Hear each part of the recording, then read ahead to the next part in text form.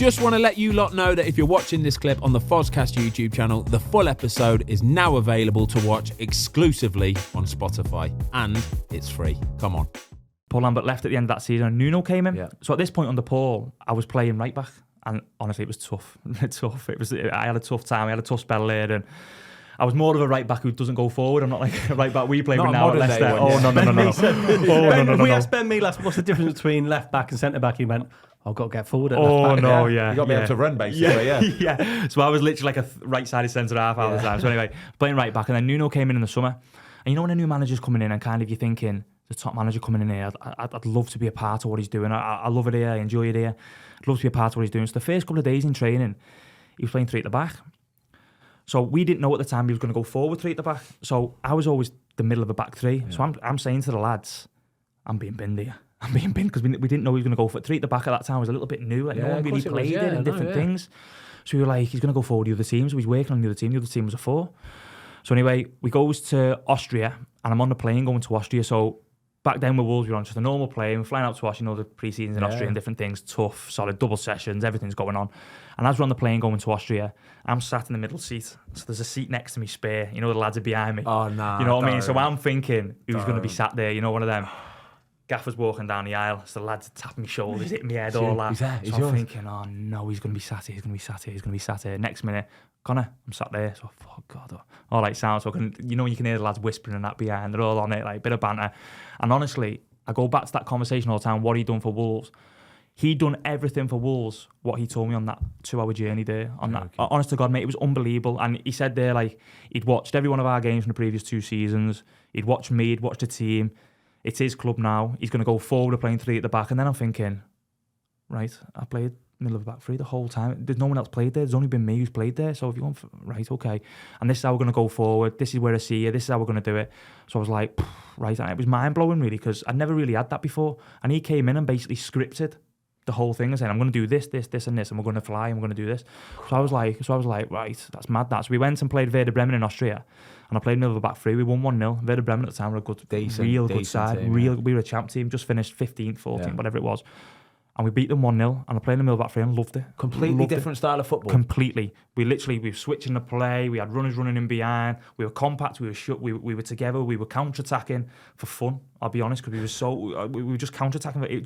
It came so natural to us because of how we built us up and how we set us up that we just fell into it. It was brilliant. And then literally from that day, that was it. We just went forward with it. So he never actually come in and said, listen, I see you as my centre-half. I see you as me middle of a back 3. You're going to do this. You're going to talk. You're not... Nothing. It was just kind of...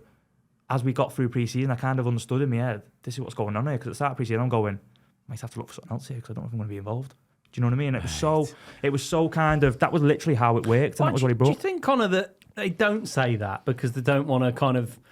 If he had sat on that plane journey with you and said, you're my guy, would the fear be that there's a bit of complacency coming in, or does he want to keep you on your toes? Is that the whole point of that? Because surely, like, I'd look at it and go, surely just tell him this is what you're going to do for me exactly. I also think for the rest of the team as well. Because if he comes out and says to me, right, listen, you're going to be the middle of my back 3 and you're going to play, well, what about all the other defenders? What do they start? Do you know what I mean? So I also think for the rest of the team, but more so for, like you just said there, keeping on your toes, wanting to improve you, wanting to make you better, to know that you can't get comfy where you are. If I tell you you're going to play in a back 3 and you can't get comfy, and none of us ever did. The way he coached us and the way he done things was absolutely brilliant, and I loved my whole time under him and what he brought and how he was as a manager, but as a person as well, how he improved me, because I probably went through the time where I was growing from kind of a young player to kind of coming into my older years and to 27, 28, different thing. I'm not saying they're old years, I'm not saying that at all, but going from being a young boy to kind of... More senior member of the squad. Do you know what I mean? Captain as well. Yeah, so Danny Bath was captain, what a guy, by the way, incredible, and I was vice captain to Dan,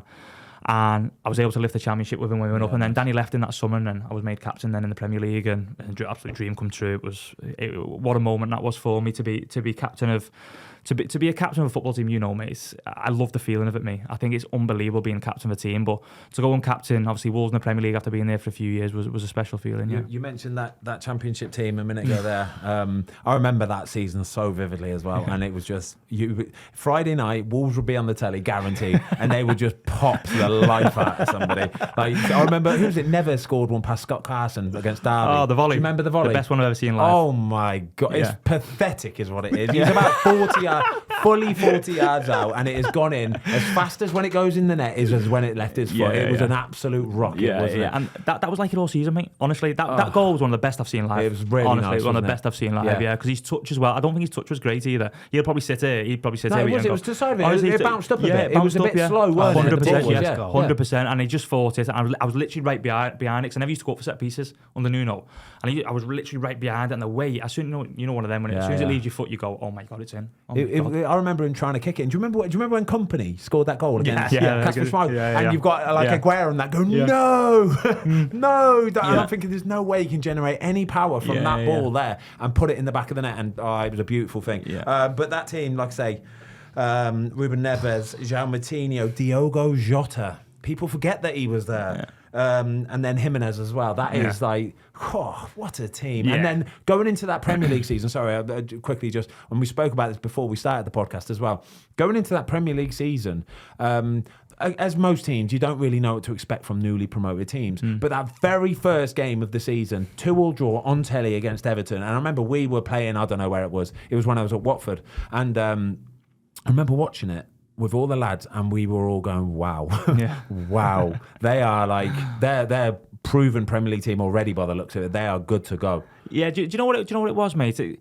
We all believed. I think for one, we all believed. And I think for two, we never changed. I think I said to you before, kind of, the manager never ever changed the way he plays. And I think that helped us so much, because it gave us kind of so much confidence that we were doing things right. Yeah, it's black and white then, isn't it? That we were doing things right, that we knew what we were doing. Everybody, no matter whether you started the game, whether you come on the game, everybody knew the roles. We were a counter-attacking team for me. When we had the ball, we could play, no problem. But we were so organised and so compact in terms of what we done. A little story about the end of the Championship year when we got promoted. Nuno kept me out on the pitch after one of the games. It was going into the Premier League season.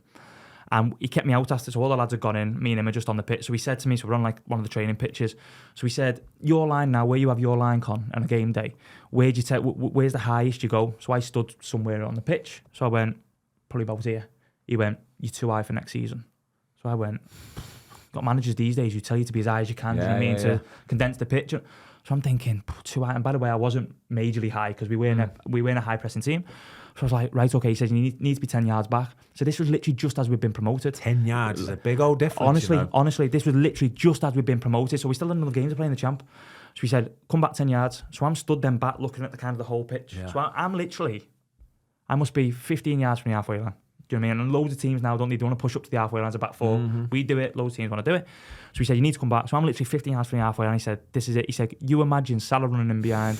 You imagine Hazard running behind, whoever was there at the time. I can't remember who he said. He said, imagine them running behind. What are you going to do? And then I'm going, yeah, you're right. Yeah. He said, don't worry about us pressing. Don't worry. He said, as long as you've got Raul here and you here and everybody in between you, we're fine.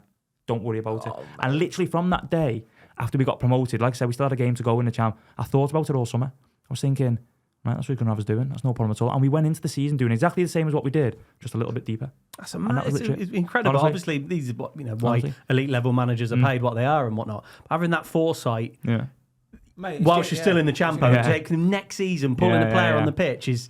It's great. I know for a fact there's managers that would have gone, no, we'll just do the same. We'll keep doing the same. And it's kind of blind. It is. It's just kind of blind, because that very first game of the season, they'll go, well, that's where they say, so you're going to have so much space in behind. I don't know if you remember the Norwich game a few years ago, Norwich-Liverpool, first game of the season when they got promoted. I don't know if you ever remember it. You might not remember. This is something that you're saying there. Oh, I do. I remember it. The champ. I remember it because Grant Hanley had a bad game. I remember Jamie Carragher going, oh, he's having a bad time. Yeah, so they blitzed the champ season. But high press, get on the front foot. And they went and done it against Liverpool. And next minute, I'm sure it was 4-0 by about half time. Sorry, Grant. I'm sorry for dropping you. It was a bad one, though. But that's just kind of what we're talking about there in terms of respecting the league and respecting kind of what's going on, because the league is incredible, isn't it? Thanks everybody for watching. We hope you enjoyed this clip of the Fozcast. If you would like to watch the full episode, it is now available exclusively on Spotify for free.